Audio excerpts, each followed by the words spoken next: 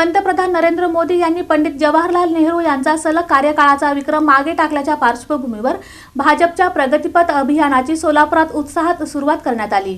पंतप्रधान नरेंद्र मोदी यांनी देशाचे पहिले पंतप्रधान पंडित जवाहरलाल नेहरू यांच्या सलग कार्यकाळाचा विक्रम मागे टाकत नवा इतिहास रचल्याच्या पार्श्वभूमीवर भारतीय जनता पक्षातर्फे देशभर प्रगतीपथ अभियान राबविण्यात येत आहे। या अभियानाची सुरुवात सोलापुरात उत्साहात करण्यात आली। शहर उत्तरचे आमदार विजयकुमार देशमुख यांच्या प्रमुख उपस्थितीत जोडभावी पेठ येथील हिंगुलांबिका देवी मंदिरात विशेष आरती करण्यात आली। यावेळी भाजप कार्यकर्त्यांनी मोदी यांच्या ऐतिहासिक विक्रमाचे स्वागत करत घोषणाबाजी केली।